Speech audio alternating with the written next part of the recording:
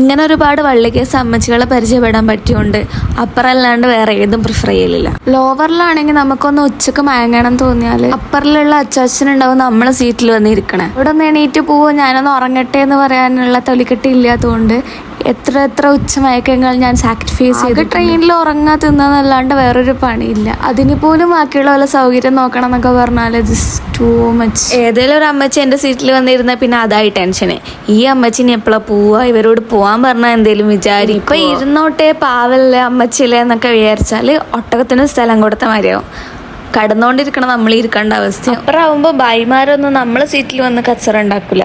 ഒരു സീറ്റൊന്നും ഇല്ലെങ്കിലും നിലത്തെങ്കിലും കടന്നു പോയിക്കോളും. നമ്മളും നമ്മളെ സാധനങ്ങളൊക്കെ സേഫ് ആയിരിക്കും. ഒറ്റയ്ക്ക് ട്രാവൽ ചെയ്യുന്ന ഒരു പെൺകുട്ടിക്ക് സേഫ്റ്റിനേക്കാളും കൂടുതലൊന്നും ഇല്ല എന്നാണ് എൻ്റെ. അതുകൊണ്ട് തന്നെ പണ്ട് കാഴ്ച കാണണം എന്നുള്ള ഒരു ലക്ഷ്യം കൊണ്ട് ലോവർ തന്നെ എടുത്തിന് ഞാൻ ഇപ്പം ഫുൾ അപ്പുറക്ക് മാറിയിട്ട്. ഓരോ യാത്രയിലും ഏതെങ്കിലും ഒരു അമ്മച്ചി ഉണ്ടാവും ഞാൻ എടുത്ത ഡിസിഷന് ബാഡ് ആണെന്ന് പ്രൂവ് ചെയ്യാൻ വേണ്ടിയിട്ട്.